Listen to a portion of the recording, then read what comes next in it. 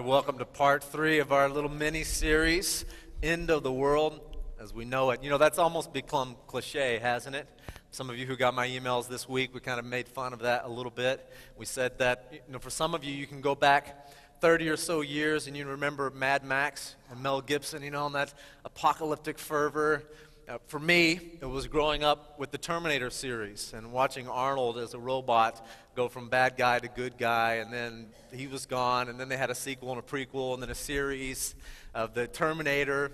And if you remember, probably, I guess it was about 12 years ago, they had the movie Armageddon. You guys remember that with Bruce Willis?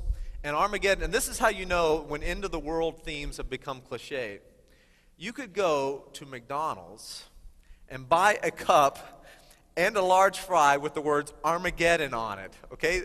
The end times, the climax of the Bible and Revelation, and you can now buy French fries and Cokes with the label on there, Armageddon. And it's almost become preposterous, hasn't it? What you just saw a few moments ago, some of you recognize that. If you haven't seen it, there's a movie that just came out. It's out on DVD. And the movie is entitled 2012. And it's another end of the world theme. But it's kind of caught on a little bit more than some of the other doomsday and all the other theories in the past, I think for several reasons. And I've been able to do a little bit of reading and a bit of research. It's the latest, and New Age philosophers, psychics, very popular in those circles, but our media has picked up on this. Maybe you've noticed the History Channel has done quite a few series on 2012 and the end of the world theories. It's been in the USA Today, it's been in LA Times, and of course now a major motion picture starring John Cusack. And it's just sort of built up this steam, and as we get closer and closer to 2012, you're hearing about it more and more, and it basically speaks to the end of the world. And it hit actually mainstream, maybe you didn't know this, but 25 years ago. It was in 1987 that a book was written called The Mayan Factor. The Mayans, yes, the ancient Indian Mayans who lived in Central and South America and modern-day Mexico.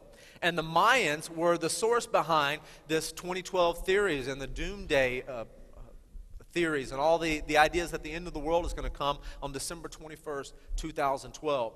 Well, in that book, The Mayan Factors, they begin to talk about some of the details. And since then, for the last 25 years, they basically built a countdown, or the last 23 years or so, building up to this final climactic day in December 21. Well, most of you are probably like me. If you haven't seen the movie or read or watched the History Channels, you're thinking, what in the world? The Mayans, this ancient, tribal people lived in South America, Central America, what do they have to do with 2012, and how did they come up with this? Well, the ancient Mayans, they were actually very amazing, very intelligent people. They were very good at keeping time. Now, that's almost an understatement. They were obsessed with keeping time. Here's what's fascinating. 1,500 years ago, before there were telescopes, calculators, computers, anything of any kind, the ancient Mayans tracked the lunar calendar. If you know what a lunar calendar is, it's like 29-point-something days, how long it takes for the cycle of the moon. And they measured it, again, just with the naked eye, without any electronic calculations, down to within just seconds. They were able to calculate that by their way of watching the stars and the movements of the sky. Our solar year, which is 365 days, 5 hours, and 49 minutes. That's how long it takes the Earth to go around the sun. They measured that same lunar year to within 10 minutes. I mean, this is amazing precision for ancient people without any modern tools. They were obsessed with time. It was even greater than that. They actually worshiped time. They believed that time and calendars and cycles of the sun and moon and the celestial cosmos, that they influenced people's behavior. Now, there's a lot of people that believe that today, but they were obsessed. They actually worshiped time and they worshiped calendars. And not only did they have their lunar calendar, similar to ours, and not only did they have their solar calendar, but they had a very unique way of measuring the epochs of time, long ranges of time. And they had a calendar that was set for 5,125 years. And for this extended calendar, the 5,125 years, it was major and significant because at the conclusion of each of those long ages, there would be something destructive would happen, and then a new beginning would take place. So they would theorize that the world as we know it would go through a cycle every 5,000 years or so. There would be a catastrophe, and then something new and greater would come about. They actually believed that's how their race came into existence 5,123 years ago. So they had these calendars and these cycles, and they measured them according to the stars, and and even beyond that, they had the lunar year, the solar year, they had this 5,125-year measure of time, and then they had 5 of those. Now keep up with the numbers, it can get dizzying. But 5 of those 5,000-year gaps of time equals 26,000 years. Now this is what they charted, and this is what's proposed and theorized. Allegedly, every 26,000 years, our solar system comes across the center of the Milky Way, the galactic equator, as it's called by those who promote this theory. And supposedly, once our solar system comes across the center of the galaxy, the Milky Way, then all sorts of weird things are supposed to take place. It's kind of like if the 5,000 years is a big deal, then 5 times the 5,000. The 26,000 is the big one. And that day ends on December 21, 2012. So that just fills people with all kinds of wonder and anxieties. And then people start saying things like, well, what about solar flares? What if solar flares act up? Some of you may remember in 1989 in Quebec, a large part of that territory lost electricity because of solar flares. They said, what if there's a Katrina-type solar storm, where it just wipes out, the complete infrastructure of the United States or some other major country?